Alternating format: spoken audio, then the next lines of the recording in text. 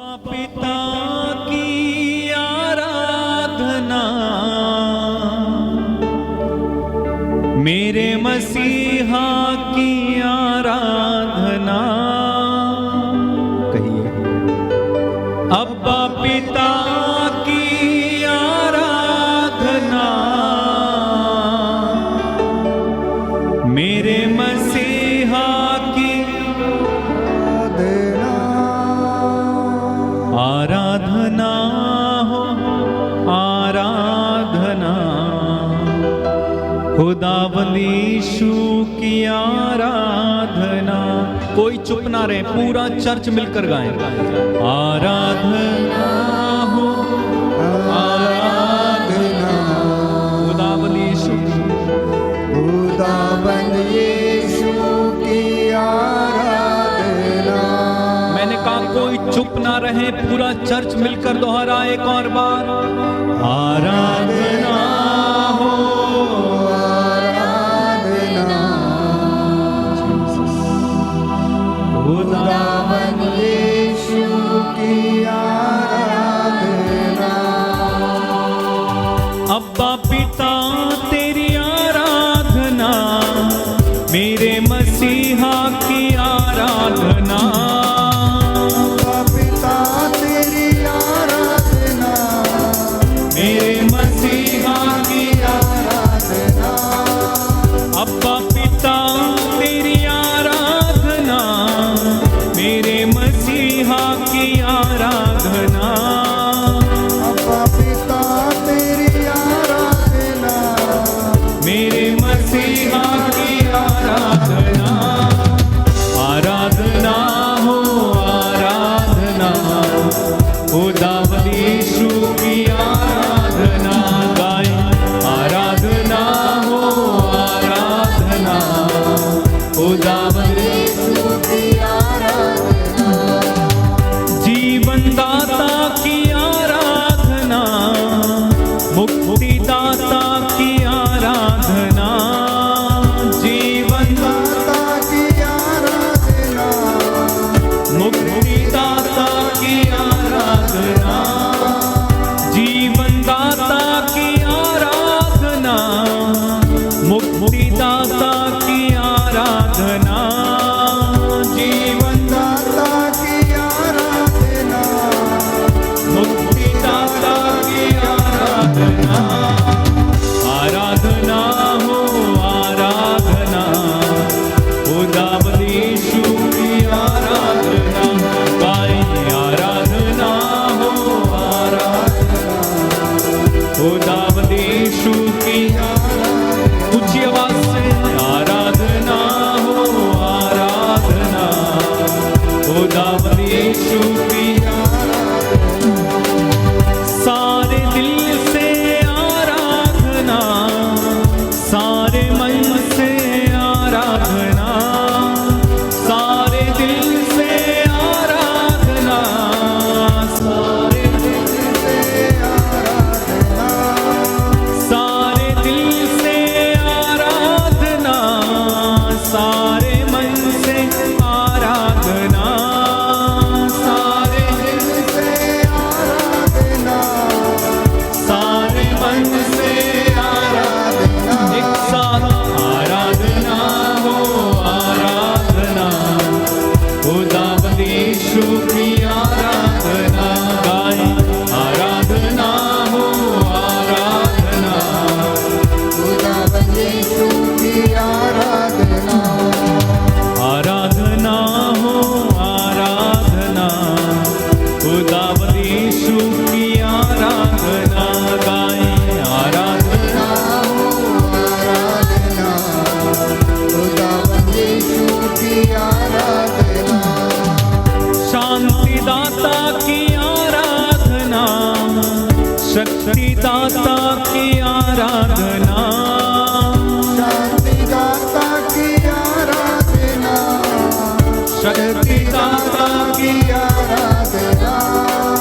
शांति दाता की आराधना, शक्ति दाता की आराधना। शांति दाता की आराधना, शक्ति दाता की आराधना, आराधना हो आराधना, खुदावंद यीशु की आराधना गाएं, आराधना हो आराधना खुदावंद यीशु की आराधना, चंगाई दाता की आराधना, आशीष दाता की आराधना, चंगाई दाता की आराधना, आशीष दाता की आराधना, चंगाई दाता की आराधना, आशीष दाता की आराधना, चंगाई दाता की आराधना, आशीष दाता की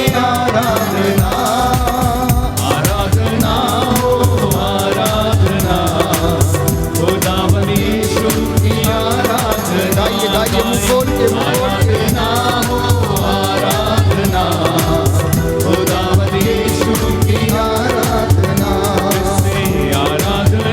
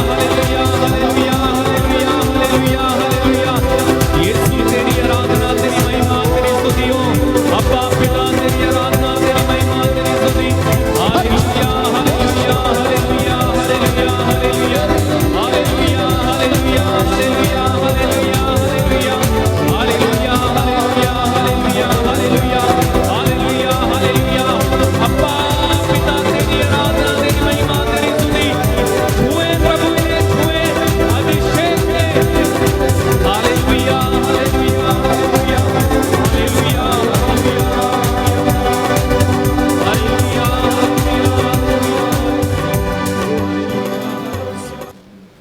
धन्यवाद यीशु, तेरी आराधना हो, स्तुति हो, जय जयकार हो। अब्बा पिता स्वर्ग द्वार खोल दे यीशु के नाम पर। लहू की आग उतरे, रूह की आग उतरे, तेरा आत्मा हमको अपने सानिध्य में घेर ले। हमारे परिवारों पर दया कर, दूर दराज से देश विदेश से जितने भी लोग इस वक्त इस ऑनलाइन प्रार्थना में जुड़ रहे हैं, इनको आशीष प्रदान कर। हालेलुया हालेलुया हालेलुया। तू दयावान है, तू दया का सागर, दया करने वाला, चंगा करने वाला है, रहम खाने वाला परमेश्वर है, प्रबंध करने वाला परमेश्वर है। हे प्रभु यीशु, अपनी प्रजा के लिए प्रबंध कीजिए। सभी रोगियों के लिए हम प्रार्थना करते हैं, जो बीमार हैं, रोगशैया पर हैं, उन्हें हिम्मत और सांत्वना दे। टूटे बिखरे परिवारों पर दया कर, उनमें आपसी प्रेम भाव बढ़ता जाए, एक दूसरे को क्षमा करने की कृपा मिले, पति पत्नियों के बीच में प्यार बढ़ जाए। हम इन्हें तेरे चरणों में समर्पित करते हैं। Hallelujah hallelujah. तेरा वचन कहता है, मैं वो प्रभु हूँ जो तुम्हें स्वस्थ करता है। थके मांदे और बोझ से दबे हुए लोगों, सब मेरे पास आओ, मैं तुम्हें विश्राम दूंगा। मेरा जुआ अपने ऊपर ले लो, मुझसे सीखो, मैं स्वभाव से नम्र और विनीत हूँ।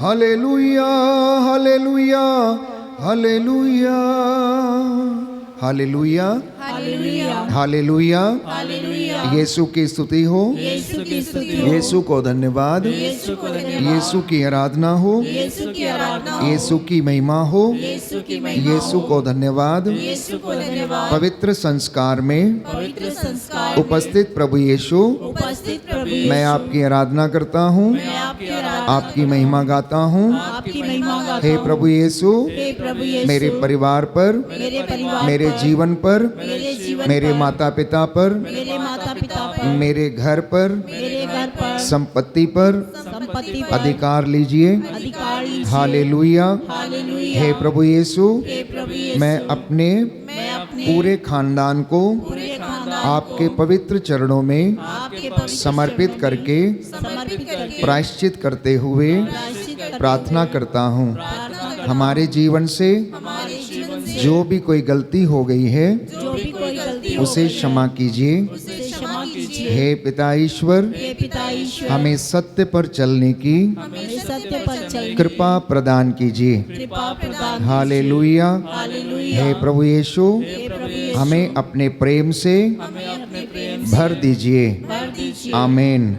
हालेलुया। हालेलुया। प्रभु का वचन कहता है, प्रभु का वचन कहता है, तुम अपने प्रभु ईश्वर की तुम अपने प्रभु ईश्वर सेवा करोगे की सेवा करोगे और वह तुम्हारे और वह तुम्हारे अन्न जल को अन्न जल को आशीर्वाद प्रदान करेगा आशीर्वाद प्रदान करेगा और मैं तुमसे और मैं तुमसे बीमारियां दूर रखूंगा। बीमारियां दूर रखूंगा। हालेलुया। हालेलुया। हे मेरे प्रभु ईश्वर, हे मेरे प्रभु ईश्वर, मैंने तुझे पुकारा मैंने तुझे पुकारा और तूने मुझे स्वास्थ्य प्रदान किया। और तूने मुझे स्वास्थ्य प्रदान किया। हालेलुया। हालेलुया। प्रभु उसे प्रभु उसे रोग शैया पर रोग शैया पर सांत्वना देता सांत्वना देता और रोगी का बिस्तर बदलता है। और रोगी का बिस्तर बदलता है। मैंने कहा, मैंने कहा, प्रभु मुझ पर दया कर, प्रभु मुझ पर दया मुझे कर, चंगा कर, मुझे चंगा कर, क्योंकि मैंने तेरे विरुद्ध क्योंकि मैंने तेरे पाप विरुद्ध किया है। पाप किया है। हालेलुया। हालेलुया। हे प्रभु यीशु, हे प्रभु यीशु, मुझ पर करुणा कर दे, मुझ पर करुणा कर मेरे दे, परिवार पर दया कर दे, मेरे परिवार पर मेरे जीवन पर दया कर दे, मेरे जीवन पर हमारी संतानों पर दया कर दे, हमारी संतानों पर पुरोहितों पर दया कर दे, पुरोहितों पर दया कर, अधिकारियों पर दया कर दे। अधिकारियों पर दया, हालेलुया। हालेलुया, देश के नेताओं पर दया कर दे, देश के नेताओं पर दया कर, पूरी सृष्टि पर दया कर दे, पूरी सृष्टि पर दया सभी बीमारों पर दया कर दे। सभी बीमारों पर दया मैं आपकी आराधना करता हूँ। मैं आपकी आराधना आपकी महिमा गाता हूँ। हालेलुया।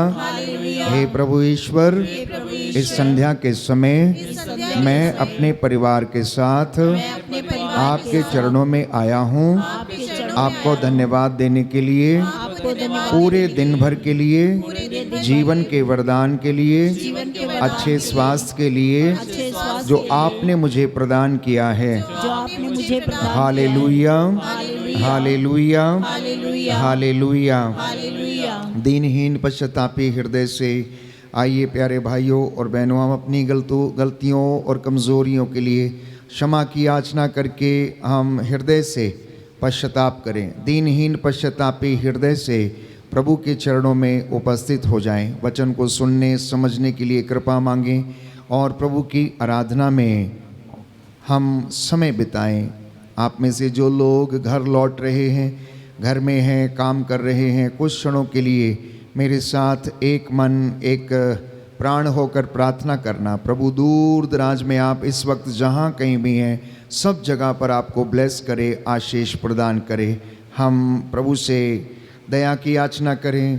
हे प्रभु, हम पर करुणा कर दे, हम पर करुणा कर दे, हमें माफ़ कर दे।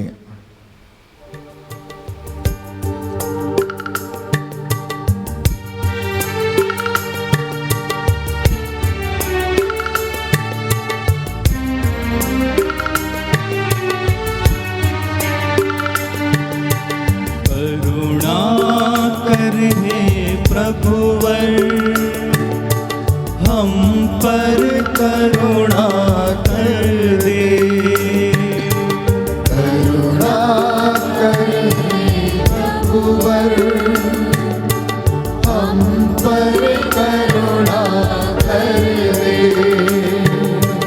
करुणा कर हे प्रभुवर हम पर करुणा कर दे।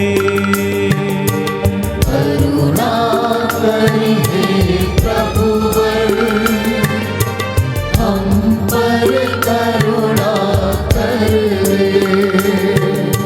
हम हैं पापी और अज्ञानी, हम हैं पापी और अज्ञानी, हम हैं पापी और अज्ञानी, हम हैं पापी और अज्ञानी। करुणा कर हे प्रभुवर हम पर करुणा कर दे। करुणा कर हे प्रभुवर हम पर करुणा कर दे। तेरी आज्ञा न हमने मानी, तेरी आज्ञा न हमने मानी, तेरी आज्ञा न हमने मानी, तेरी आज्ञा न हमने मानी। करुणा कर हे प्रभुवर हम पर करुणा कर दे।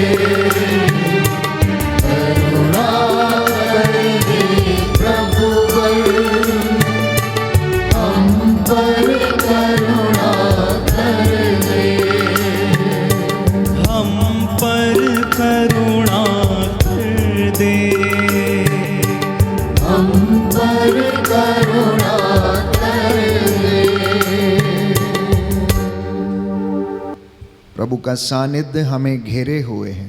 हम नहीं जानते किस तरह प्रार्थना करनी चाहिए, परंतु पवित्र आत्मा हमारी अस्पष्ट आहों के द्वारा सब कुछ व्यक्त कर देता है। इसलिए इब्रानियों के पत्र में हम पढ़ते हैं, प्यारे भाइयों और बहनों, कि आओ हम अनुग्रह के सिंहासन के पास चलें, जिससे कि हमें वहाँ से दया मिले और वो हम कृपा प्राप्त करें जो हमारी आवश्यकताओं में हमारी सहायता करेगी। जिनके पास बाइबल है खोल लें, जो घुटना टेक सकते हैं टेक लें। ये पवित्र समय है मेरे साथ इस भजन को दोहराना। और अपने हृदय के उच्छ्वासों को समर्पित करना। आपके जीवन में जो भी कष्ट है, चिंता है, परेशानी है, सब कुछ समर्पित करना और उस परम प्रधान सर्वशक्तिमान शाश्वत ईश्वर जो हमारी सुधि लेता है, प्यारे भाइयों और बहनों, उसके सामने अपने निवेदन रखना, प्रस्तुत करना, उसकी आराधना करना, स्तुति करना, क्योंकि वो आदर, महिमा और सम्मान के योग्य हैं। संरक्षण के लिए प्रार्थना करना। जो निराश हैं, घबराए हुए हैं, जिन्हें डर लगता है, जिनके जीवन में बहुत सारी नकारात्मकता है, जो कष्ट में हैं, पीड़ा में हैं, जो रोगशैया पर हैं, अस्पतालों में हैं, आईसीयू में हैं, प्यारे भाइयों और बहनों, इन तमाम लोगों को याद करना और इनके लिए प्रार्थना करना। हम भजन संहिता 91 साम नंबर 91 दोहराएंगे। प्रभु की छत्र छाया और उसका संरक्षण आपके और मेरे परिवार को मिले। इस वक्त बड़ी भक्ति के साथ हम इन शब्दों को दोहराएं, प्रभु से दया की भीख मांगें, मध्यस्थता करें, एक दूसरे के लिए प्रार्थना करें। तुम जो सर्वोच्च के आश्रय में रहते, तुम जो सर्वोच्च के आश्रय में रहते और सर्वशक्तिमान की छत्र छाया में सुरक्षित हो, और सर्वशक्तिमान की छत्र छाया में सुरक्षित हो, तुम प्रभु से ये कहो, तुम प्रभु से कहो, तू ही मेरी शरण है, मेरा गढ़, तू ही मेरी शरण है, मेरा गढ़। मेरे ईश्वर तुझ पर ही भरोसा रखता हूँ, मेरा ईश्वर तुझ पर ही भरोसा रखता हूँ। वह तुम्हें बहेलिए के फंदे से, वह तुम्हें बहेलिए के फंदे से, घातक महामारी से छुड़ाता है, घातक महामारी से छुड़ाता है। वह अपने पंख फैलाकर तुमको ढक लेता है, वो अपने पंख फैलाकर तुमको ढक लेता है। तुम्हें उसके पैरों के नीचे शरण स्थान मिलता है, तुम्हें उसके पैरों के नीचे शरण स्थान मिलता है। उसकी सत्य प्रतिज्ञता तुम्हारी ढाल और तुम्हारा कवच है, उसकी सत्य प्रतिज्ञता तुम्हारी ढाल और तुम्हारा कवच है। तुम्हें ना तो रात्रि के आतंक से भय होगा, तुम्हें ना तो रात्रि के आतंक से भय होगा, और ना दिन में चलने वाले बाण से, और ना दिन में चलने वाले बाण से, ना अंधकार में फैलने वाली महामारी से, ना अंधकार में फैलने वाली महामारी से, और ना दोपहर को चलने वाली घातक लू से, और ना दोपहर में चलने वाली घातक लू से। तुम्हारी बगल में भले ही हजारों, तुम्हारी बगल में भले ही हजारों, और तुम्हारी दाहिनी ओर लाखों ढेर हो जाए,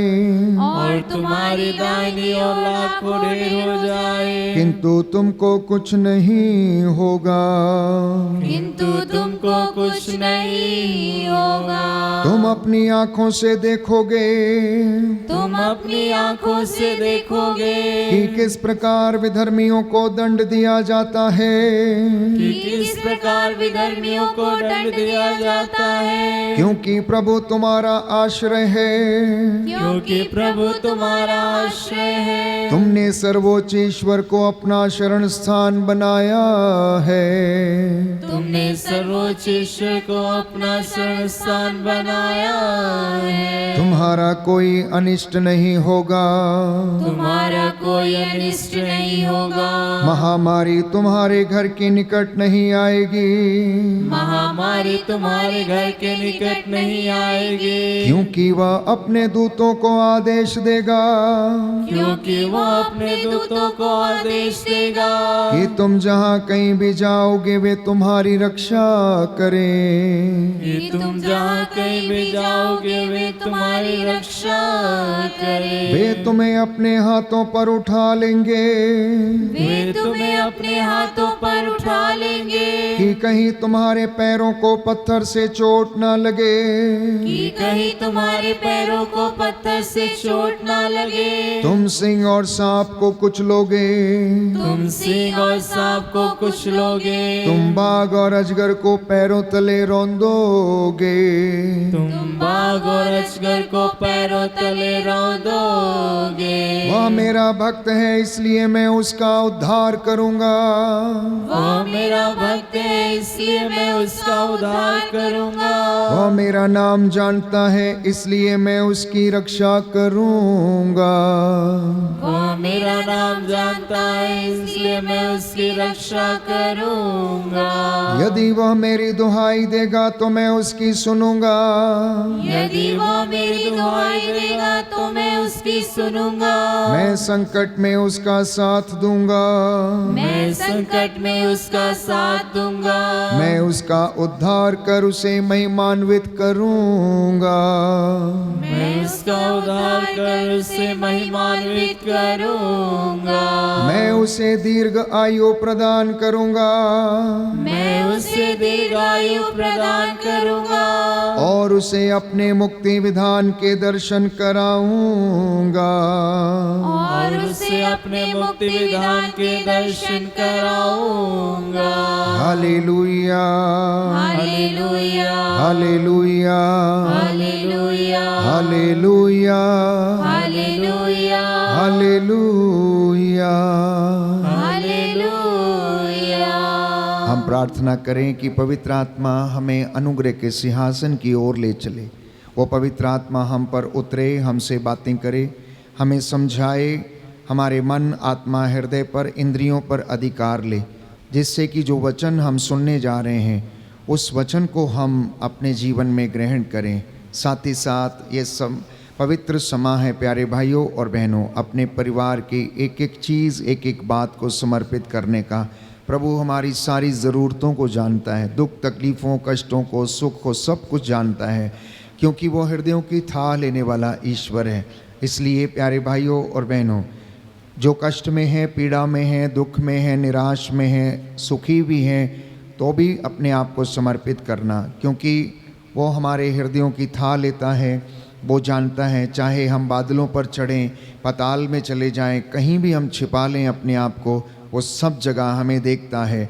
वो भले और बुरे दोनों पर अपना सूरज उगाता है, वो दोनों की देखभाल करता, रक्षा करता है। प्यारे भाइयों और बहनों, ये हमारी तपस्या है कि हम किस तरह से उसे ढूंढते हैं, हम किस तरह से उसे खोजते हैं। इसलिए उसका वादा है, तुम सबसे पहले ईश्वर, उसके राज्य और उसकी धार्मिकता की खोज करो, बाकी की चीज़ें तुम्हें यूं ही मिल जाएंगी। आइए हम पवित्र आत्मा की अगुवाई मांगें। आ पवित्र आत्मा हम पर उतर आ और हमें आशीष और अनुग्रह प्रदान कर। आप पवित्र आत्मा जुम्बिश यहाँ तू कर। आप पवित्र आत्मा जुम्बिश जुम्बिश यहाँ तू कर। आप पवित्र आत्मा जुम्बिश यहाँ तू कर। आप पवित्र आत्मा जुम्बिश यहाँ तू कर। आप पवित्र आत्मा जुम्बिश यहाँ तू कर। आप पवित्र आत्मा जुम्बिश करे, जुम्बिश यहाँ तू कर। अंधेरों में, गहराओं में, जमीन वीरान पर। अंधेरों में, गहराओं में, जमीन वीरान पर। अंधेरों में, गहराओं में, जमीन वीरान पर। अंधेरों में, अंधेरों में,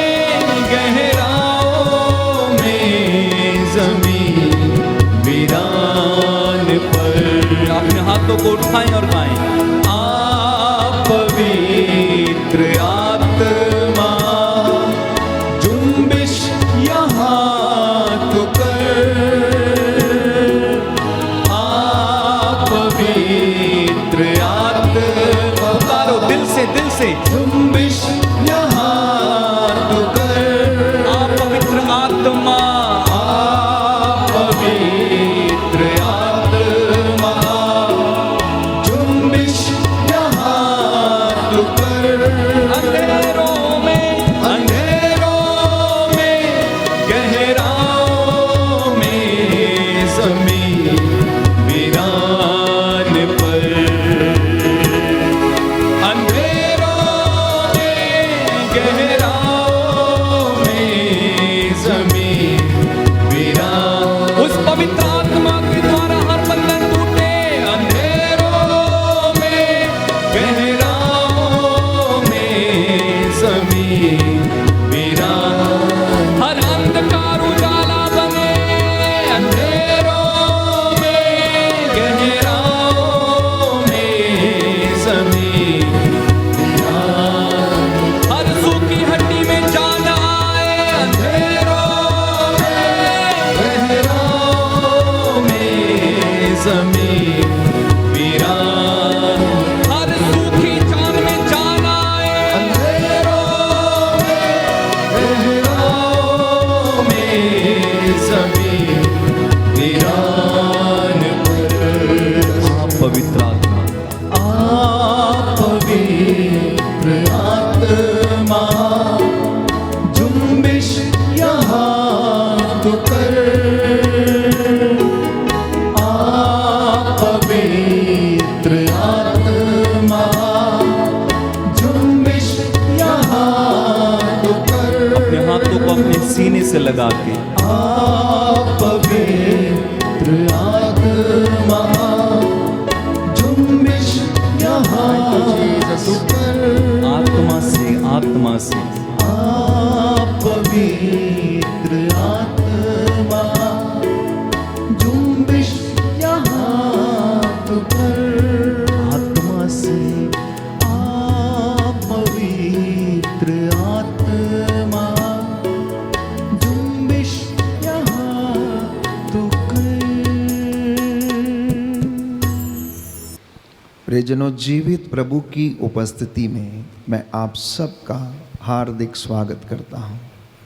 वो प्रभु जिसने वादा किया, जहाँ पर 2 या 3 मेरे नाम से एकत्र होंगे, मैं बीच में हाजिर रहूँगा। और ये पवित्र समा है, पवित्र संस्कार इस रोटी के रूप में वो हमारे बीच में मौजूद है। परमेश्वर आपको अपने प्यार से भर दे, अपने सानिध्य से आपको भर दे, जीवन का जल आप लोगों को पिलाए और उसकी करुणा आपके परिवारों में बहने लगे। मैं इसी विशेष कृपा के लिए आपके लिए प्रार्थना कर रहा हूँ।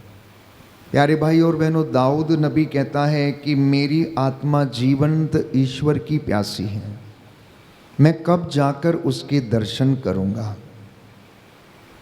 हर व्यक्ति की ज़िंदगी में इस तरीके का भाव प्यारे भाइयों और बहनों उत्पन्न होता, इसीलिए वो मोक्ष प्राप्ति के लिए प्रयासरत रहता है, पुण्य के काम करने की कोशिश करता है, ईश्वर को रिझाने की कोशिश करता है। दान दक्षिणा, अनेक प्रकार के बलिदान, अनेक प्रकार के यज्ञों के द्वारा वो ईश्वर को प्रसन्न करने की कोशिश करता है। लेकिन पवित्र बाइबल हमें बताती है कि परमेश्वर ये कहता है, मुझे दीनहीन और पश्चातापी हृदय से मैं प्रसन्न होता हूँ। मैं बाहरी दिखावे, बाहरी चढ़ावे से, यज्ञों से मैं प्रसन्न नहीं होता हूँ। इसलिए प्यारे भाइयों और बहनों, दाऊद नबी जो दीनहीन पश्चातापी हृदय से प्रभु के चरणों में उपस्थित होता है, उसे महसूस होता है कि उसकी आत्मा कितनी व्याकुल है, कितनी प्यासी है, जो परमेश्वर की खोज में लगी रहती है कि कब जाकर वो उसके दर्शन करेगा। क्योंकि अपने स्वास्थ्य की उमंग में दाऊद ने ईश्वर की आज्ञा का उल्लंघन किया। उसने ईश्वर के आदेशों को नहीं माना, उसने ईश्वर की आज्ञाओं का पालन नहीं किया और इसलिए वो प्रलोभन में पड़ गया और उसने अपने आप को ईश्वर से दूर कर डाला। प्यारे भाइयों और बहनों, बारूक नबी का ग्रंथ अध्याय 4 पद संख्या 27 में हम पढ़ते हैं कि प्रभु का वचन कहता है कि तुमने ईश्वर से दूर जाने की बात सोची थी, अब 10 गुना उत्साह के साथ उसके पास लौट कर चले आओ, जिससे कि वह तुम्हारे गुनाहों को माफ़ करे और तुम्हें फिर से अपना मसा अर्थात अभिषेक प्रदान करे और तुम्हें अपनी महिमा के दर्शन कराए। हालेलुया, हालेलुया, हालेलुया, हालेलुया, हालेलुया, हालेलुया। हे प्रभु ईश्वर, हे प्रभु ईश्वर, मैं आपकी आराधना करता हूँ, मैं आपकी आराधना करता हूँ, आपकी महिमा गाता हूँ, आपकी महिमा गाता जय हूँ, जयकार करता हूँ। जय जयकार करता हूँ। हालेलुया, हालेलुया, हालेलुया। हालेलुया। तो प्रियजनों, तिमोथी का पहला पत्र अध्याय 2 पद संख्या 4, परमेश्वर चाहता है कि सभी मनुष्य मुक्ति प्राप्त करें और सत्य को जाने। हमें इस वचन को समझने की आवश्यकता है। जब कोई प्यारे भाइयों और बहनों सत्य के मार्ग पर चलता है तो उसे जानना चाहिए कि सत्य है क्या, तभी वो मुक्ति प्राप्त कर सकता है, अन्यथा नहीं। क्योंकि स्वयं बाइबल ये कहती है, परमेश्वर का वचन इस बात को प्यारे भाइयों और बहनों प्रकट करता है कि परमेश्वर ये चाहता है कि मनुष्य मुक्ति प्राप्त करे। अब पर इस मनुष्य को मुक्ति प्राप्त करने की आवश्यकता क्या है? अगर बाइबल के वचनों को हम पढ़ते हैं तो हम पाएंगे कि प्यारे भाइयों और बहनों, ईश्वर ने जब आदम को गढ़ा तो उसने मिट्टी का पुतला बनाया और जब वो बन गया तो उसने उसे लिटाया और उसके नथनों में प्राणवायु फूंक दी और उसमें जीवन आ गया और वो चलने फिरने लगा, वो सजीव प्राणी बन गया। अर्थात ईश्वर का जो अंश, उसकी जो आत्मा थी, रूह के रूप में प्यारे भाइयों और बहनों, और वो उस व्यक्ति के जीवन में काम करने लगी। उस आत्मा ने उसको जीवन प्रदान किया। इसलिए वो आत्मा जब तक इस मिट्टी के बर्तन में कैद रहती है, वो यही चाहती है कि कब उसका समय आए और कब वो अपने सृष्टिकर्ता अर्थात जहाँ से वो आई है वहाँ पर वापस लौट कर चली जाए। इसलिए बाइबल हमें बताती है प्यारे भाइयों और बहनों कि क्या धर्म ग्रंथ अकारण इस बात को कहता है कि जिस आत्मा का समावेश उसने मनुष्य के अंदर किया है, अब वो फिर से उसके पास लौटना चाहती है। इसलिए मनुष्य इस दुनिया में जब आता है, सांसारिक चीज़ों का उपभोग करता है और अपना मन उसमें लगाता है, कई बार वो उनमें ही आसक्त हो जाता है, लेकिन आत्मा उस पिंजड़े से आज़ाद होने की पूरी पूरी कोशिश करती है ताकि इस शरीर को छोड़कर वो फिर से जाकर प्यारे भाइयों और बहनों वो ईश्वर से मिल जाए। और यही मेरे और आपके ज़िंदगी की प्रक्रिया है। हम अपने जीवन के 60, 70 साल, 80 वर्ष इस धरती के ऊपर बिताते हैं और जब हमारा शरीर पंच तत्व में विलीन हो जाता है तो प्यारे भाइयों और बहनों, हमारा जो आध्यात्मिक शरीर है, आध्यात्मिक शरीर अर्थात आत्मा, हम ये विश्वास करते हैं कि वो परमेश्वर में जाकर लीन होती है, लेकिन उसमें लीन होने से पहले उस आत्मा की तैयारी करना हमें नितांत आवश्यक है। इसलिए प्रभु यीशु ने कहा, मनुष्य को इससे क्या लाभ यदि वो सारा संसार प्राप्त कर ले लेकिन अपनी आत्मा गंवा दे। उस व्यक्ति को इन सारी चीज़ों से क्या लाभ जिसके पास सब कुछ है लेकिन अंतःकरण मरा हुआ है, जिसका इनर कॉन्शियस डेड है। और जब उसका अंतःकरण मर जाता है तो वो अनेक प्रकार के ऐसे बुरे कर्मों में फंस जाता है। गुस्सा करता, क्रोध करता, ईर्ष्या करता, द्वेष करता, लड़ाई करता, झगड़े करता, मारता, काटता और हर तरफ उजाड़ने की कोशिश करता है।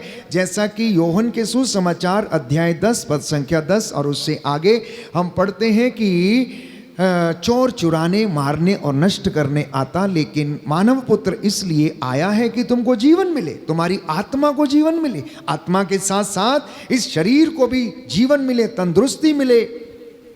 तुम अपना जीवन खुशी से इस धरती के ऊपर जियो और जितने साल परमेश्वर ने तुम्हें दिए हैं उसमें उसका आप आनंद ले सको, उसकी सृष्टि का आप लुफ्त ले सको, आनंद उठा सको और उसकी स्तुति और जय जयकार करते रहो। हालेलुया, हालेलुया, हालेलुया, हालेलुया। हे प्रभु यीशु, हे प्रभु यीशु, मैं विश्वास करता हूँ मैं विश्वास आप करता मुझसे हूँ, बातें कर रहे हैं। आप मुझसे बातें कर रहे हैं। हालेलुया, हालेलुया, हे प्रभु यीशु, हे प्रभु यीशु, आपका एक एक वचन आपका एक एक वचन मेरे अंतःकरण को शुद्ध करे मेरे अंतःकरण को शुद्ध करे और आशीष प्रदान करे। और आशीष प्रदान करे। हालेलुया, हालेलुया, हालेलुया, हालेलुया, हालेलुया। हालेलुया।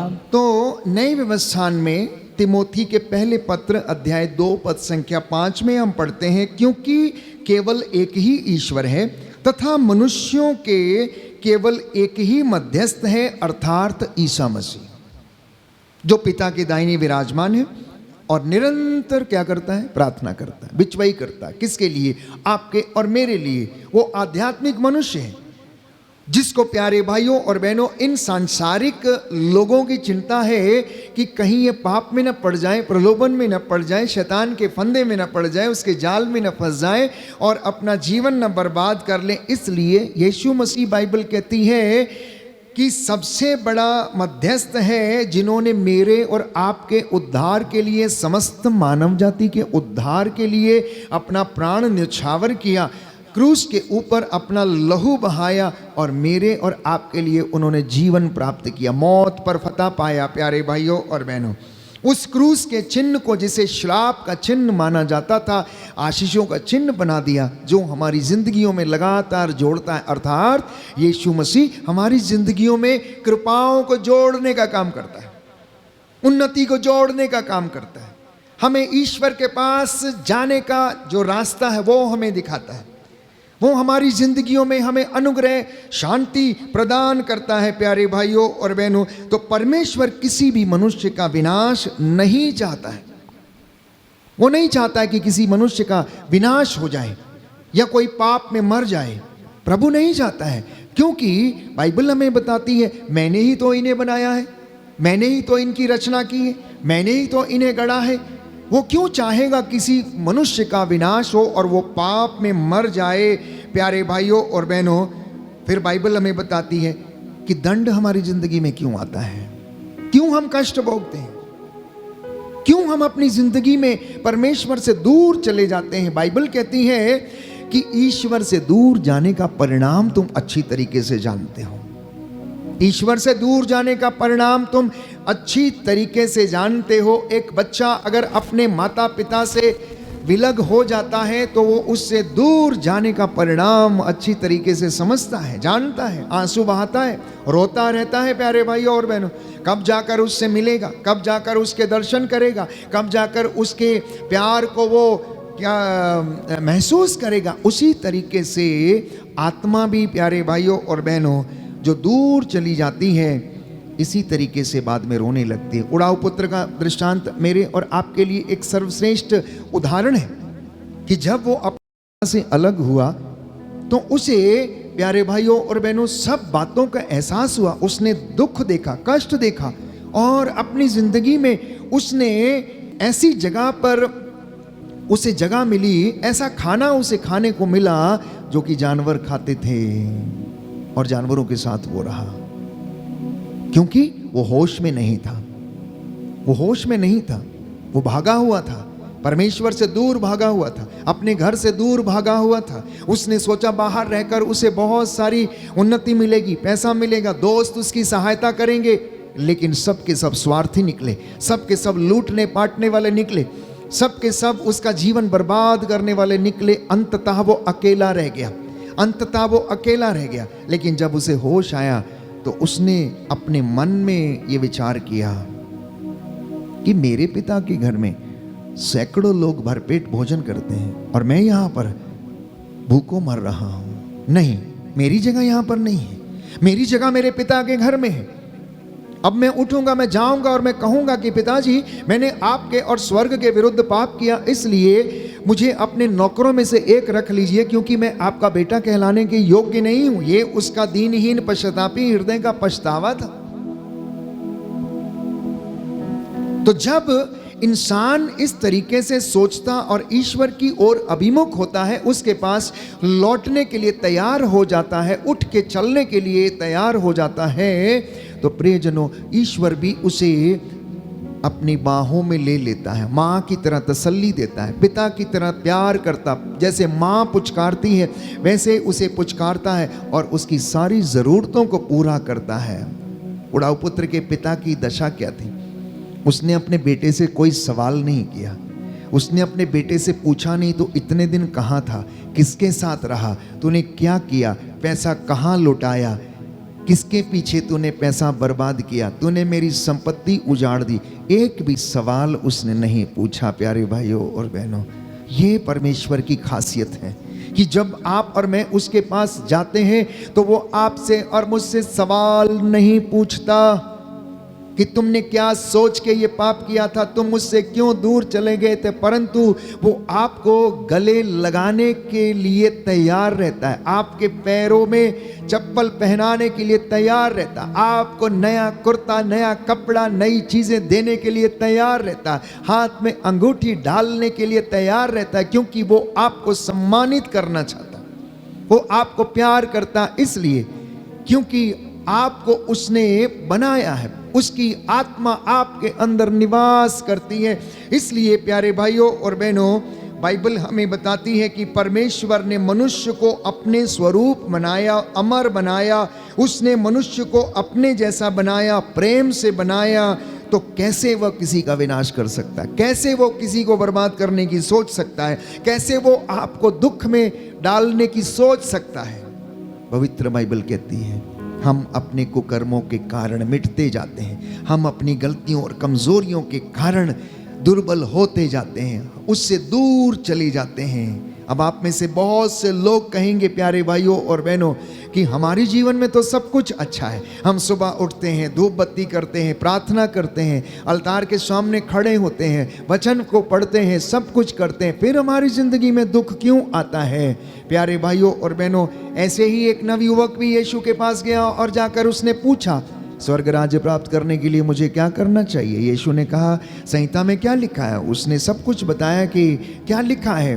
तो प्यारे भाइयों और बहनों, यीशु ने कहा जाओ और उसका पालन करो। बोला मैं तो इन सब चीज़ों का पालन बचपन से करता आया हूँ। यीशु ने कहा तुझ में एक चीज़ की कमी है, तुझ में एक चीज़ की कमी है, जा संपत्ति बेच, गरीबों में बांट दे और तब आकर मेरा अनुसरण करना। बाइबल कहती उदास होकर चला गया, उदास होकर चला गया, क्योंकि वो उस चीज़ को छोड़ना नहीं चाहता था। आप दुआ करते हैं, प्रार्थना करते हैं, सब चीज़ करते हैं, हो सकता कोई एक ऐसी चीज़ जो आपको अपनी ओर आकर्षित किए रहती है, बंधन में बांधे रहती है, जिसकी वजह से आप संपूर्ण आनंद के सहभागी नहीं बन पाते हैं, उस सुख को आप महसूस नहीं कर पाते। प्रार्थना तो करते हैं, वचन तो पढ़ते हैं, सब चीज़ होता है, लेकिन जो आनंद की अनुभूति हमें मिलनी चाहिए उससे हम वंचित रहते हैं। तो अपनी ज़िंदगी में वो एक चीज़ का पता लगाइए प्यारे भाइयों और बहनों, जिस चीज़ की वो कमी है। ये प्रभु का निमंत्रण है आज के इस पवित्र दिन में।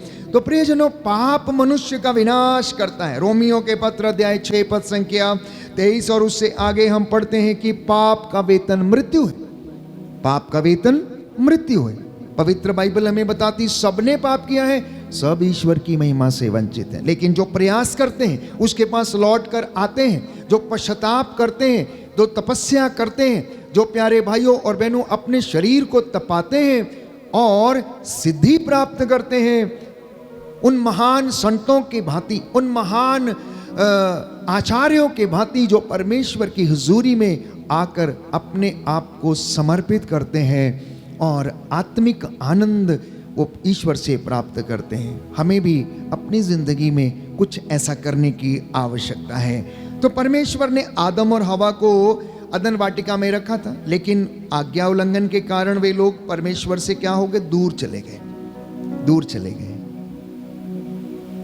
बाइबल में बार बार हम पढ़ते हैं, जितनी बार आप उत्पत्ति ग्रंथ पढ़ेंगे हमें यही पता लगता है कि आदम और हेवा ने ईश्वर की आज्ञा का उल्लंघन किया और वे उनके अंदर पाप प्रवेश कर गया, अपराध बोध उन्हें खाने लगा। वो जाकर अपने आप को झाड़ियों में छिपाते हैं, अपने लिए कुछ इस तरीके का प्रबंध करते हैं कि किसी तरीके से उनका तन ढक जाए, पत्तों के कपड़े बनाकर पहनने का वो प्रयास करते हैं। प्यारे भाइयों और बहनों, हमारी जो नग्नता है वो सांसारिक वस्तुओं से नहीं ढक सकती।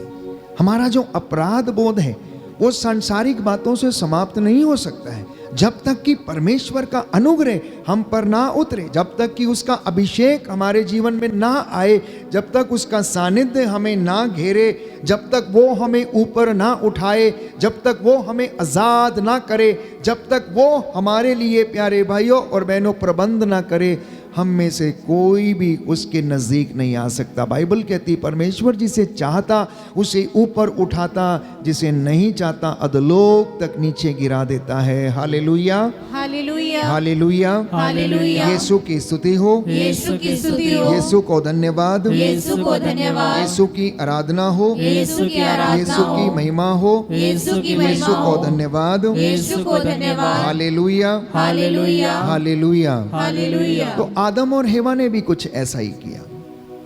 उन्होंने अपनी समझ के अनुसार अपने उस अपराध बोध को ढकने की कोशिश की, अपनी गलती को ढकने की कोशिश की, अपने आप को सिद्ध करने की कोशिश की, लेकिन कर नहीं पाए, कर नहीं पाए। ईश्वर जानता था कि इनके पाप का जो प्यारे भाइयों और बहनों इनको जो छुटकारा मिलेगा वो ऐसे नहीं मिलेगा जब तक कि अब इनके लिए किसी निर्दोष मेमने का रक्त ना बहाया जाए, तब तक इनके पापों से इनका उद्धार नहीं होगा, इन्हें मुक्ति नहीं मिलेगी, उस पाप का दंश नहीं मिटाया जा सकता।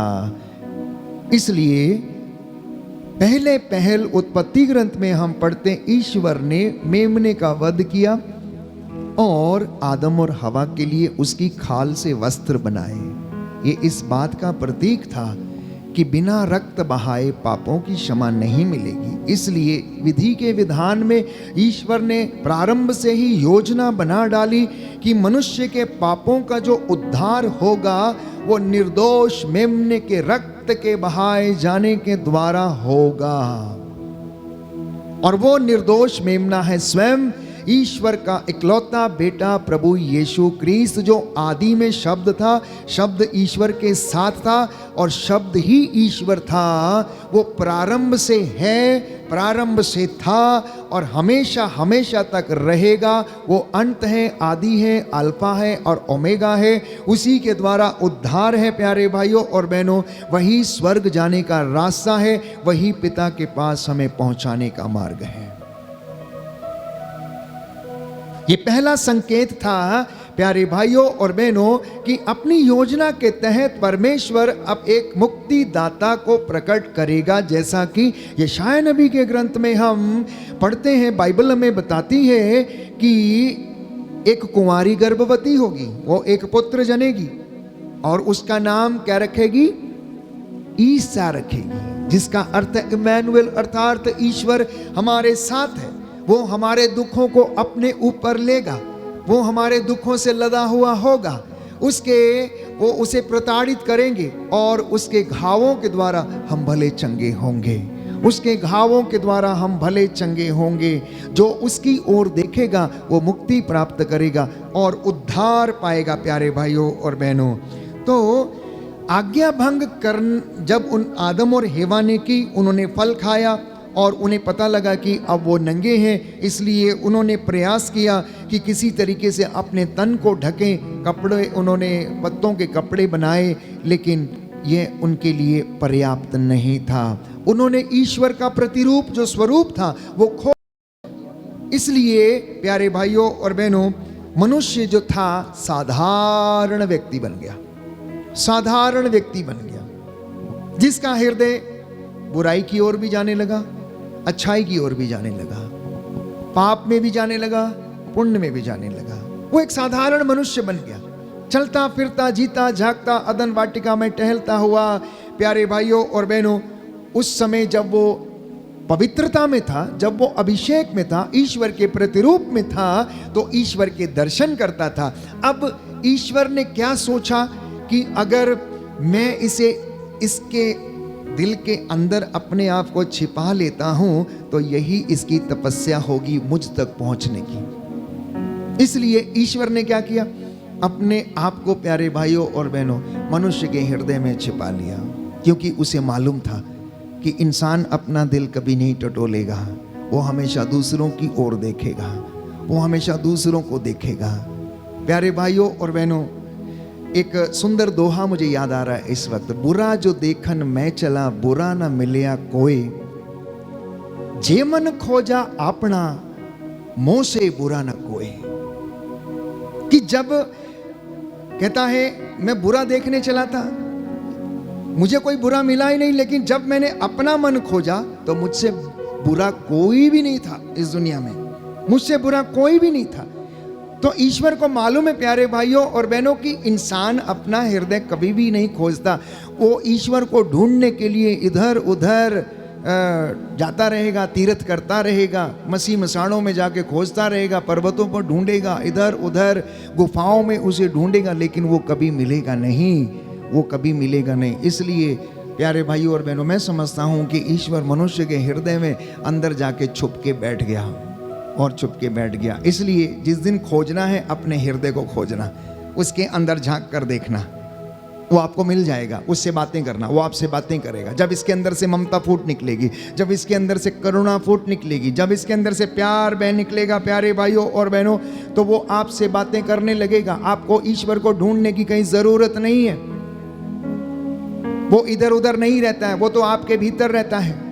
बाइबल हमें बताती है, संत पौलुस लिखता है कुरिन्थियों के पत्र में, प्यारे भाई और बहनों, क्या आप नहीं जानते कि आपका हृदय परमेश्वर का मंदिर है? जो उसमें निवास करता है, जो उसे नष्ट करेगा परमेश्वर उसे नष्ट कर देगा। क्या आप नहीं जानते कि आपका हृदय पवित्र आत्मा का मंदिर है? वो जो उसे नष्ट करेगा वो भी उसे नष्ट कर देगा। इसलिए प्यारे भाइयों और बहनों, आप मंदिर जाइए, आप प्रार्थना कीजिए, आप तपस्या कीजिए, ये हमारी एक्सरसाइजेस हैं। लेकिन जब आप ईश्वर को खोजने पर उतरते हैं, जब आप उसको खोजने निकलते हैं, तो अपने हृदय में उसे खोजना सबसे पहले अपने हृदय में खोजना, अपने भाई और बहन में उसका प्रतिरूप देखना। यदि आप उसका प्रतिरूप देखेंगे तो आप उसके साथ झगड़ा नहीं करेंगे, आप उसे ताने नहीं देंगे, आप उसके साथ क्रोध नहीं करेंगे, आप उसको गिराने की कोशिश नहीं करेंगे, आप उसकी संपत्ति को हड़पने की कोशिश नहीं करेंगे। क्यों? क्योंकि वो भी प्रभु का बेटा है, उस प्रभु का जिसने आपको बनाया है। तो इसलिए प्यारे भाइयों और बहनों, बाइबल हमें बताती है कि उन स्वर्गदूतों ने जिन्होंने ईश्वर के विरुद्ध विद्रोह छेड़ दिया था, युद्ध किया, परमेश्वर ने उन्हें दंड दिया। लूसीफर के साथ पवित्र बाइबल हमें बताती है उन्हें धरती पर पटक दिया गया। पेतरुस का दूसरा पत्र अध्याय 2 पद संख्या 4 में हम पढ़ते हैं, नरक ऐसी जगह है जो शैतान और उसके प्रपंचों के लिए बनाई गई है। नरक ऐसी जगह है जो शैतान और उसके प्रपंचों के लिए बनाई गई है। नए व्यवस्थान में यदि आप वचन पढ़ेंगे, यहूदा का ग्रंथ अध्याय 1 पद संख्या 6, तो प्यारे भाइयों और बहनों, पवित्र बाइबल हमें बताती है। इस वचन को मैं आपके साथ पढ़ना चाहता हूँ। हालेलुया, हालेलुया, यीशु की स्तुति हो, यीशु की स्तुति यीशु को हो, धन्यवाद, यीशु को धन्यवाद, यीशु की आराधना हो, यीशु की आराधना यीशु हो, की महिमा हो, यीशु की महिमा हो, यीशु को धन्यवाद, यीशु को धन्यवाद, हालेलुया, हालेलुया, हालेलुया, हालेलुया, हालेलुया। हालेलुया। संत यूदस का पत्र नए व्यवस्थान में हम पढ़ेंगे, जिन स्वर्गदूतों ने अपनी मर्यादा का उल्लंघन किया और अपना निजी निवास स्थान छोड़ दिया, ईश्वर उन्हें न्याय के महान दिन के लिए नरक के अंधकार में अकाट्य बेड़ियों से बांधे रखता है। सोदोम गोमोरा और उनके आसपास के नगरों ने उन स्वर्गदूतों की तरह व्यभिचार किया और वे अप्राकृतिक वासनाओं के दास बन गए। वे हमें चेतावनी देने के लिए आग का अनंत दंड भोग रहे हैं, फिर भी ये लोग उन्हें उन्माद में शरीर को अपवित्र करते प्रभुत्व को तुच्छ समझते और स्वर्गीय सतत्वों की निंदा करते हैं। अगर ईश्वर ने इन स्वर्गदूतों को नहीं बख्शा तो वो मनुष्य को कैसे बख्शेगा? वो कैसे बख्शेगा? पवित्र बाइबल हमें बता रही है कि ये स्वर्गदूतों को, जिनको परमेश्वर ने अकाट्य बेड़ियों से बांध के रखा, मेरे और आपके लिए ये चेतावनी, क्योंकि सोदोम और गमोरा के लोगों ने अप्राकृतिक वासनाओं के तहत अप्राकृतिक रिश्तों को अपनाया और उनको वे दंड के भागी बन गए। आगे लिखा, किंतु जब महादूत मिखाएल शैतान से वाद विवाद कर रहे थे और मूसा के शव को लेकर उससे संघर्ष कर रहे थे, उन्हें शैतान को निंदात्मक शब्दों में दोषी ठहराने का साहस नहीं हुआ।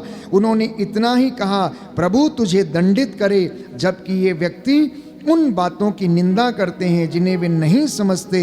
ये विवेकहीन पशुओं की तरह जो बातें सहज समझते हैं, वे इनके विनाश का कारण बन जाती हैं। बाइबल कहती है ये इनके विनाश का कारण बन जाती है। पवित्र बाइबल कह रही है, मूसा के शव के विषय की बात है कि मिखाएल दूत इबलीस को, प्यारे भाइयों और बहनों, वाद विवाद कर रहा था और उसने शैतान को निंदात्मक शब्दों में दोषी नहीं ठहराया, लेकिन यह कहा कि ईश्वर तेरा न्याय करे, ईश्वर तुझे दंडित करे, ईश्वर तुझे दंडित करे, क्योंकि सारा अधिकार और सारी महिमा परमेश्वर के पास है। तो इस तरीके से इंसान जब परमेश्वर से दूर चला जाता है तो वो दंड का भागी बनता है और फिर उसके जीवन में उसे तपस्या करके, उस तपस्या के जरिए प्रायश्चित करते हुए ईश्वर की ओर अभिमुख होने की आवश्यकता है। इसलिए मैं और आप प्यासे हैं। किस चीज के लिए? हर कोई व्यक्ति चाहता है कि आपके घर में ईश्वर की महिमा चमके, हर व्यक्ति चाहता है उसे विजन मिले, हर व्यक्ति चाहता है कि वो लोगों को चंगा कर पाए, हर व्यक्ति चाहता है कि वो प्रार्थना कर ले, हर व्यक्ति उसकी महिमा के दर्शन करना चाहता है। चाहते हैं कि नहीं चाहते हैं? दाऊद भी चाहता था, मेरी आत्मा जैसे हिरणी जलधारा के लिए तरसती है वैसे ईश्वर के लिए तरसती है। तो प्यारे भाई और बहनों, हम सुंदर गीत गाते हैं, प्यासे हैं प्यास बुझा, प्यासे हैं प्यास बुझा, और हमारी आत्मा को तृप्ति प्रदान कर। इसलिए जो भी आप सुन रहे हैं, जो वचन आपने सुने, अब इसको इस गीत के माध्यम से समर्पित करना, आपके हृदय के उच्छ्वासों को खोलना। परमेश्वर आपको आशीष दे। प्यासे हैं प्यास बुझा, प्यासे हैं प्यास बुझा।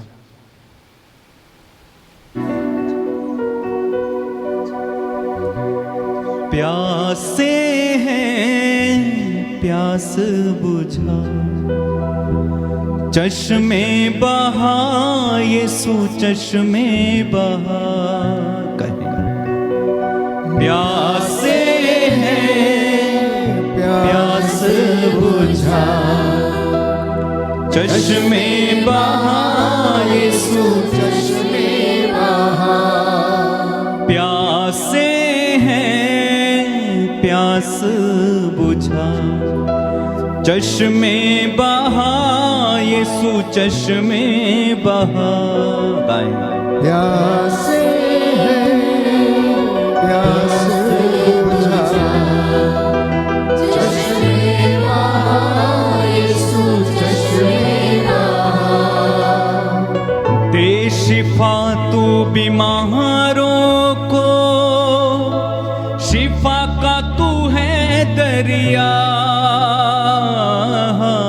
प्यासे हैं प्यास बुझा, प्यास बुझा, चश्मे बहा, चश्मे बहा यीशु चश्मे बहा। फिर से गाइए, प्यासे हैं प्यास बुझा, चश्मे बहा, चश्मे बहा यीशु चश्मे बहा। दे शिफा तू बीमारों को, शिफा का तू है दरिया, प्यासे हैं प्यास बुझा, प्यास बुझा, चश्मे बहा यीशु चश्मे बहा।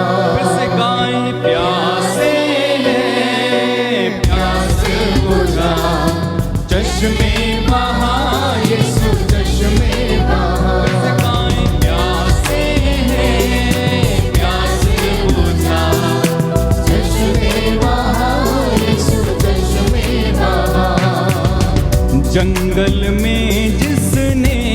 था पिलाया, बनकर अमृत वो आया। जंगल में जिसने था पिलाया, बनकर अमृत जल वो आया। जंगल में जिसने था पिलाया, बनकर अमृत जल वो आया। जंगल में जिसने था पिलाया, बनकर अमृत जल वो आया। अमृत जल दे बहा, शिफा का तू है दरिया। प्यासे हैं, प्यासे बुझा, चश्मे बहा यीशु चश्मे बहा। प्यासे हैं, प्यासे बुझा, चश्मे बहा यीशु चश्मे बहा। और एक बार मिलकर गाएं, प्यासे हैं, प्यासे बुझा, चश्मे बहा यीशु चश्मे बहा। जीवन जल का तू है सोता, बहती नदियाँ जो तेरा होता। जीवन जल का तू है सोता, बहती नदियाँ जो तेरा होता। जीवन जल का तू है सोता, बहती नदियाँ जो तेरा होता। जीवन जल का तू है सोता, बहती नदियाँ जो तेरा होता। बहने दे मुझ में मसा, शिफा का तू है दरिया। प्यासे हैं, प्यासे बुझा, गाइए गाइए चश्मे बहा यीशु चश्मे बहा। प्यासे हैं, प्यासे बुझा, सब लोग चश्मे बहा यीशु चश्मे और एक बहा। बार मिलके प्यासे हैं, प्यासे बुझा, चश्मे बहा यीशु चश्मे बहा। प्यासे हैं, प्यासे बुझा, चश्मे बहा यीशु चश्मे बहा। जख्मों को यीशु ही भरता, सब रोगों को चंगा करता। जख्मों को यीशु ही भरता, सब रोगों को चंगा करता। जख्मों को यीशु ही भरता, सब रोगों को चंगा करता। जख्मों को यीशु ही भरता, सब रोगों को चंगा करता। सब रोगों को चंगा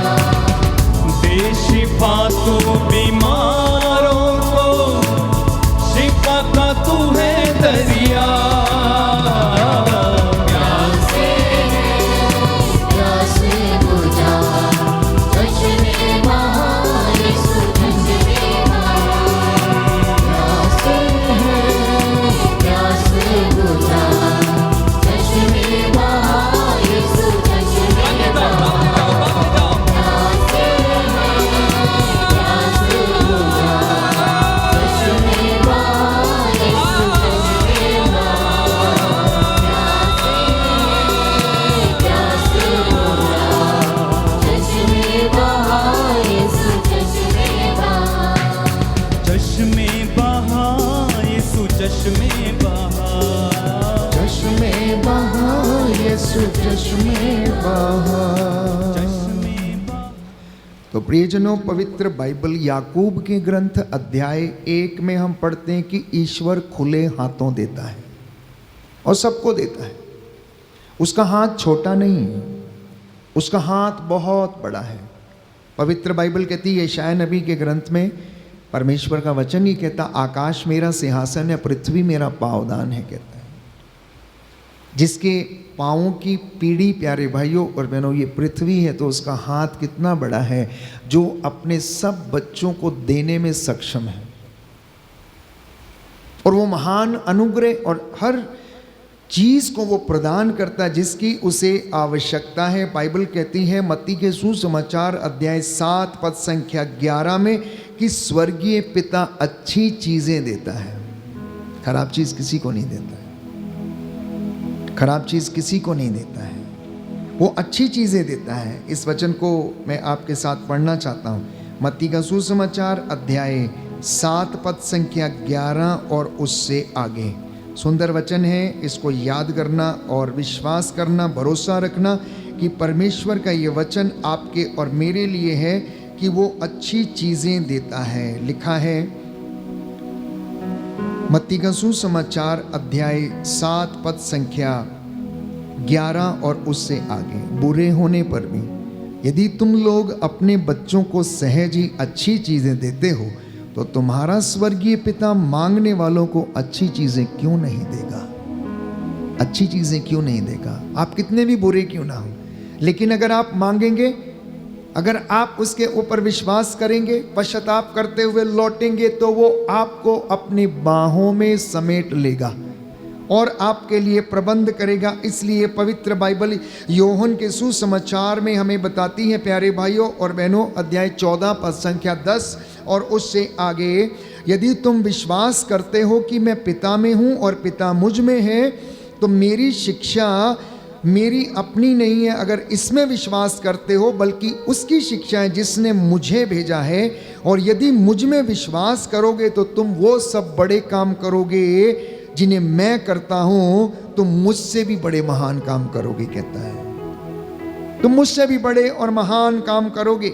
मत्ती का सुसमाचार अध्याय 7 पद संख्या 7 में हम पढ़ते हैं, मांगो और दिया जाएगा, खटखटाओ और खोला जाएगा, ढूंढो और तुम्हें मिल जाएगा।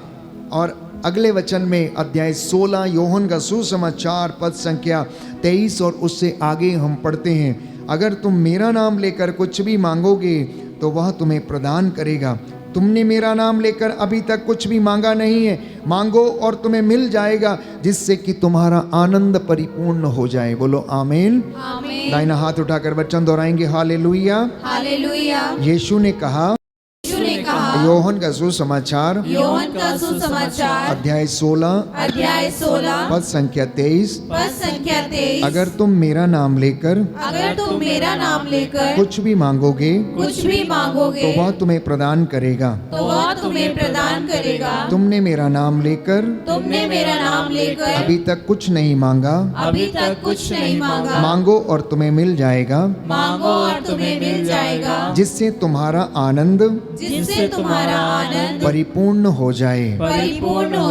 हालेलुया। हालेलुया। याकूब के ग्रंथ में हम पढ़ते हैं कि तुम्हारे पास कुछ नहीं है क्योंकि तुम प्रार्थना नहीं करते हो। प्रार्थना का उत्तर नहीं मिलता है। क्यों नहीं मिलता है? पवित्र बाइबल हमें समझाती है।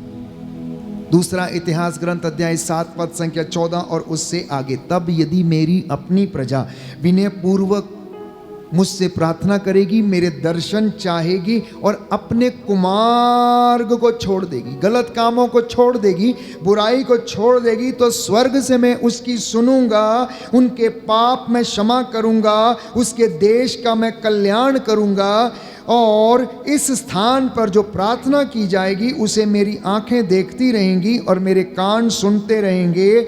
मैंने इस मंदिर को इसलिए चुना और पवित्र किया है क्योंकि यह प्रतिष्ठित है। प्यारे भाइयों और बहनों, इसलिए परमेश्वर का वचन ये कहता है, जब आप प्रार्थना करते हैं तो अपने कुमार्ग को छोड़ना, अपने भाई को क्षमा करना, बहन को माफ़ी देना, पड़ोसी से प्यार करना, तभी आपकी प्रार्थना सुनवाई होगी, अन्यथा नहीं होगी।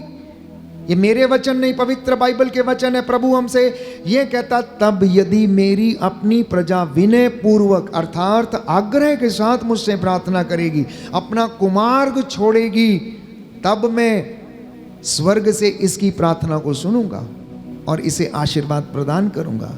इस स्थान पर जो प्रार्थना की जाएगी, अर्थात आपके घर में जो प्रार्थना की जाएगी, ईश्वर कहता उसे मेरी आंखें देखती रहेंगी और मेरा कान सुनता रहेगा।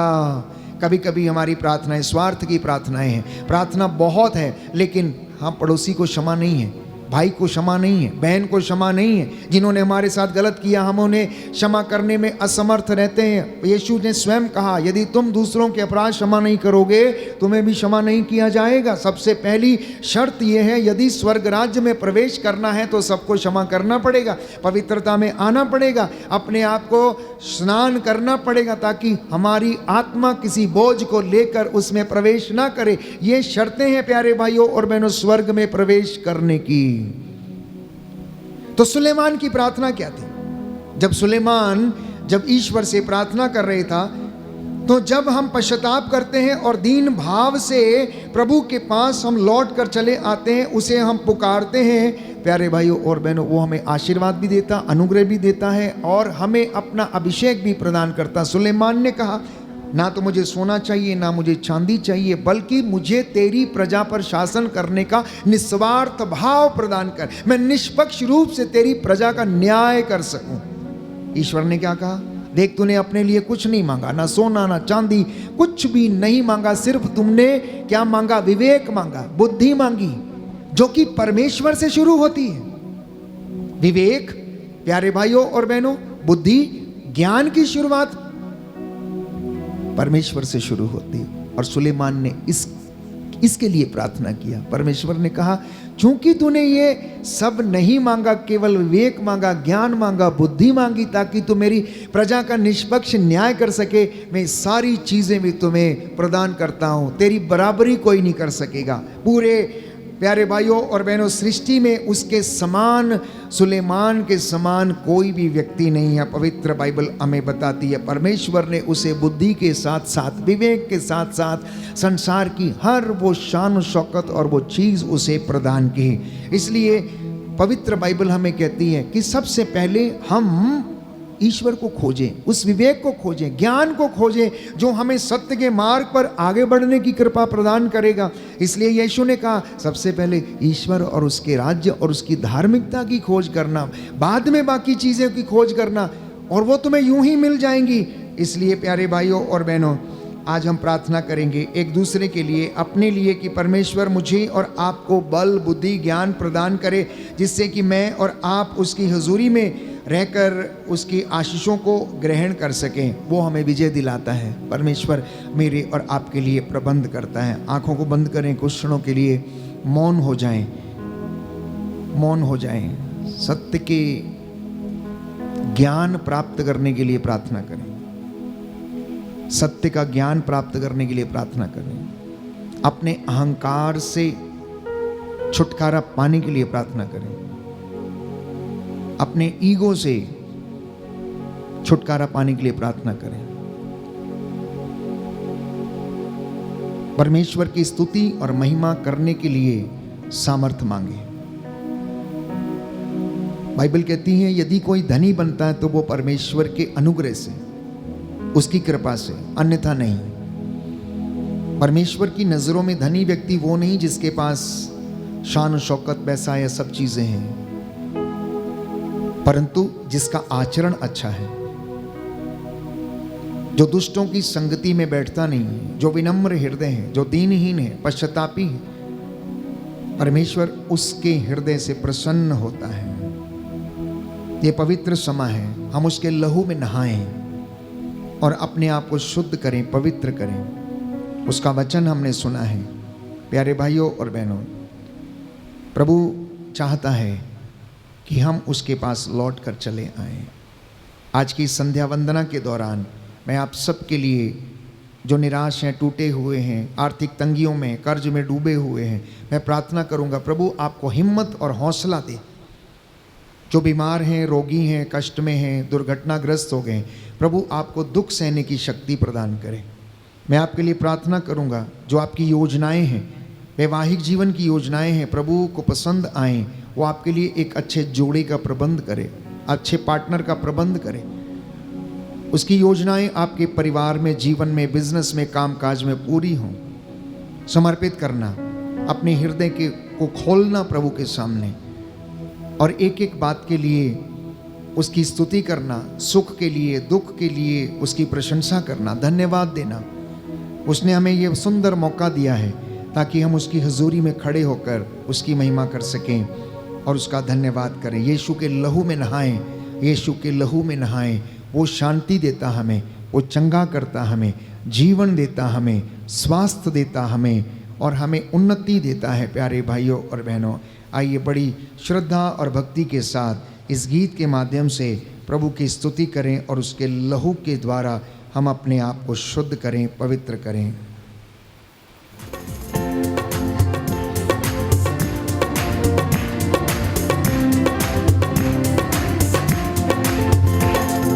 यीशु के लहू में पुकारे, यीशु के लहू को पुकारे, यीशु के लहू को पुकारे, यीशु के लहू को पुकारे, यीशु के लहू को पुकारे, यीशु के लहू को पुकारे, यीशु के लहू को पुकारे, यीशु के लहू को पुकारे, यीशु के लहू को पुकारे, वो ही बचाता है।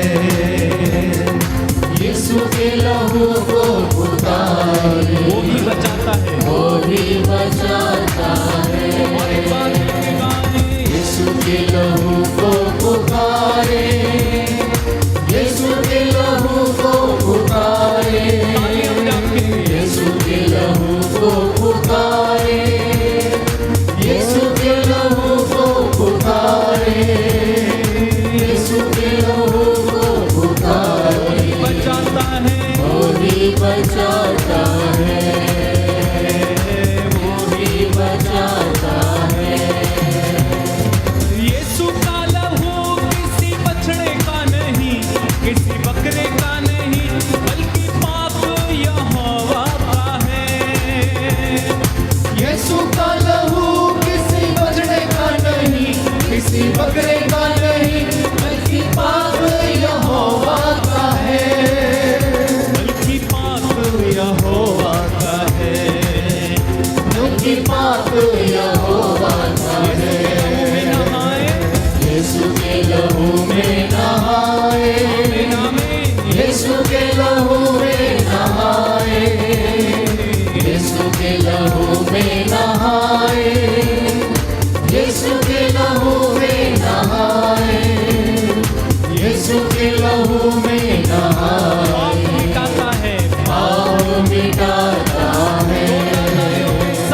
यीशु के लहू में नहाए, यीशु के लहू में नहाए, यीशु के लहू में नहाए, पाप मिटाता है।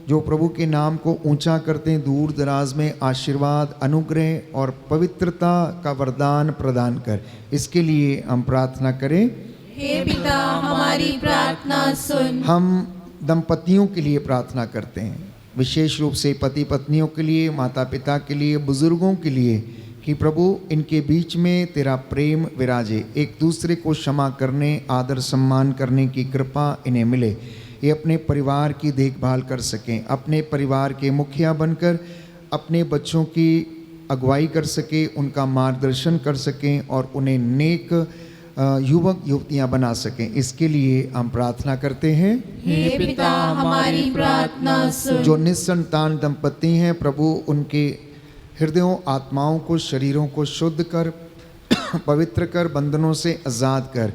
जो प्रभु अनेक प्रकार के बीमारियों से पीड़ित हैं, तो उनके दुखों को हल्का कर, तेरा पवित्र लहू इनके ऊपर छिड़क देते हैं। प्रभु जो गर्भ के बंधनों से पीड़ित हैं, जो शारीरिक कमज़ोरियों से पीड़ित हैं, तेरे पवित्र लहू से गर्भ के बंधन टूटें, रसौलियों के बंधन टूटें, अनेक प्रकार की बीमारियों के बंधन टूटें। जो डॉक्टर्स इनका इलाज करते हैं, जो नर्सेस इनकी देखभाल करती हैं, उनके हाथों को शुद्ध कर, पवित्र कर।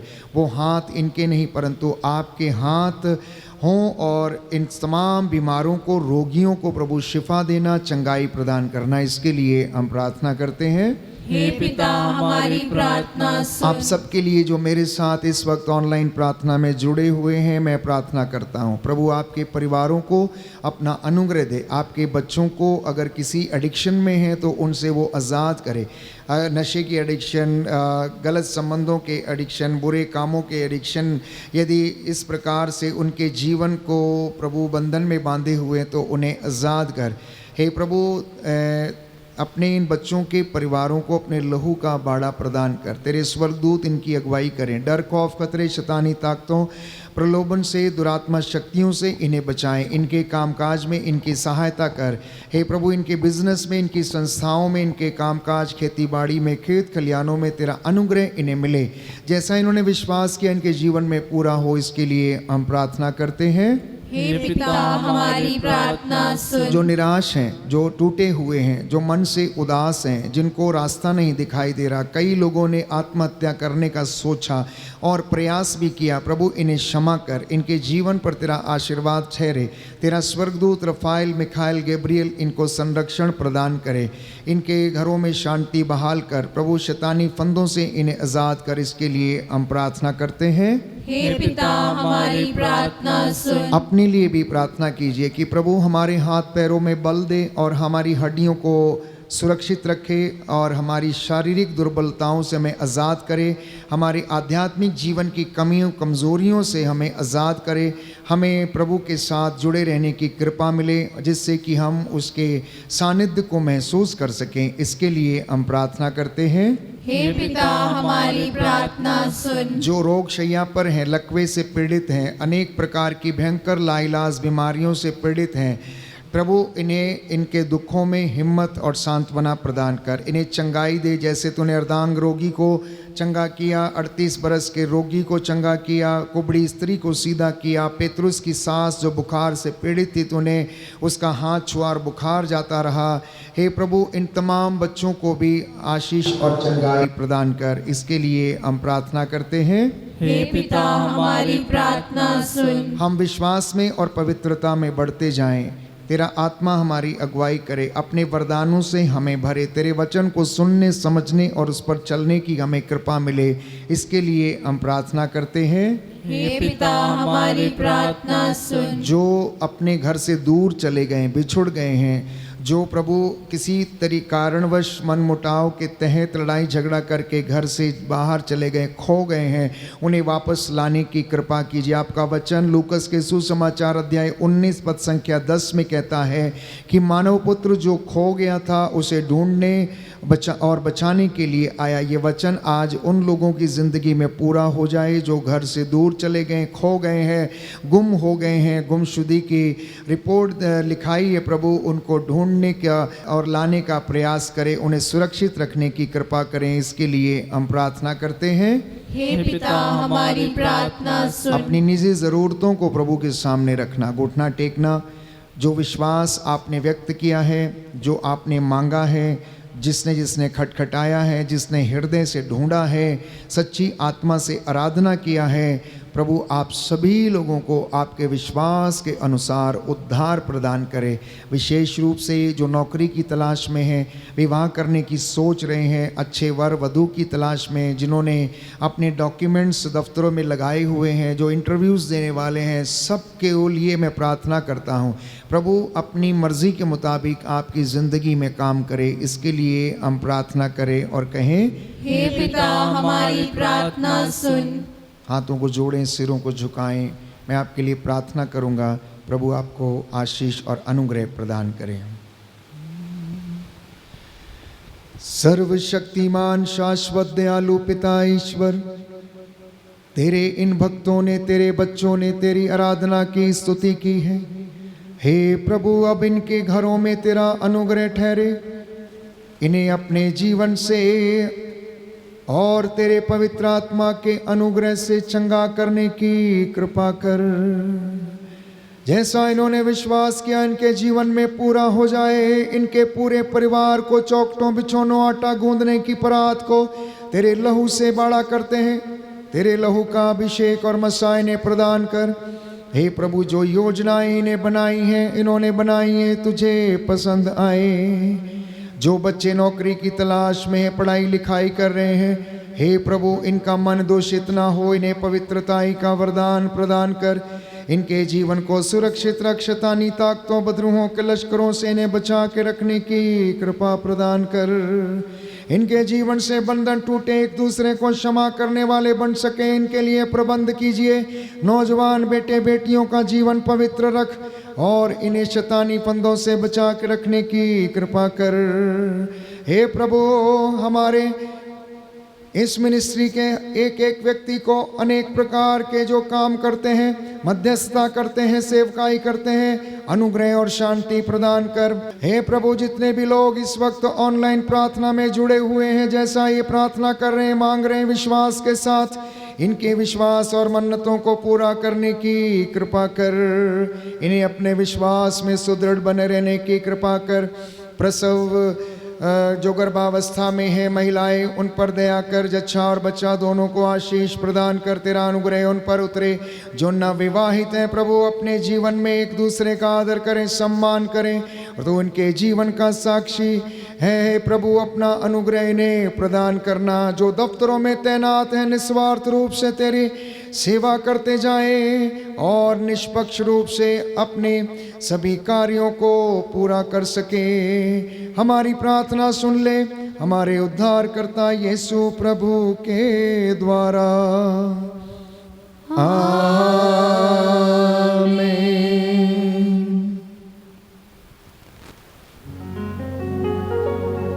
पवित्र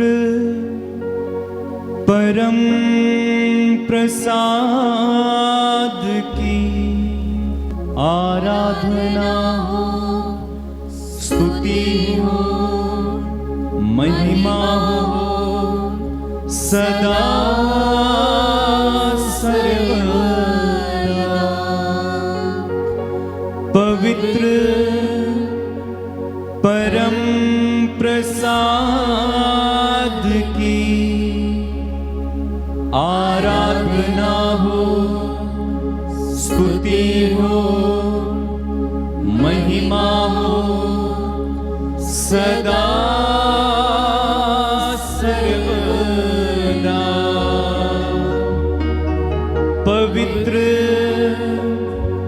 परम प्रसाद की आराधना हो, स्तुति हो, महिमा हो सदा सर्वदा। सदा सर्वदा।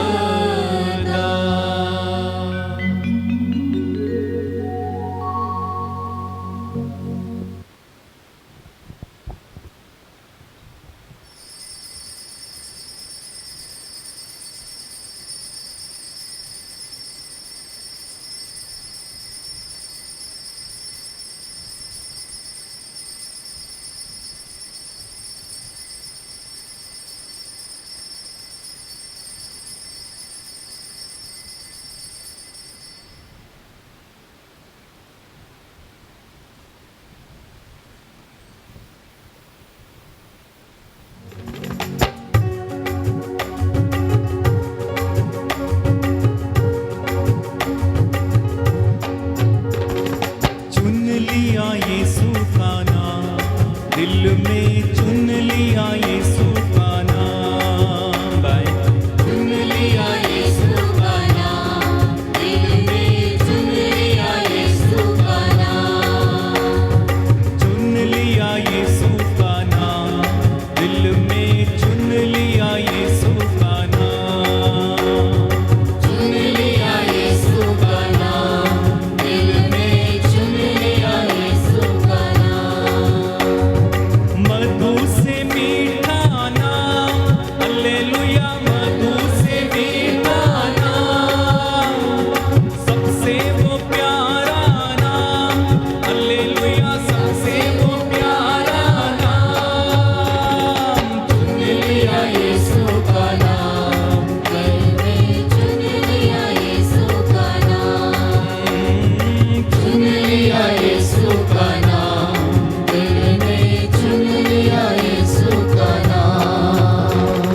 मुक्ति दिलाए यीशु का नाम, मुक्ति दिलाए यीशु का नाम, चंगाई दिलाए यीशु का नाम। चंगाई दिलाए यीशु का नाम, यीशु का नाम मेरे यीशु का नाम, यीशु का नाम मेरे यीशु का नाम, यीशु का नाम मेरे यीशु का नाम। यीशु का नाम मेरे यीशु का नाम।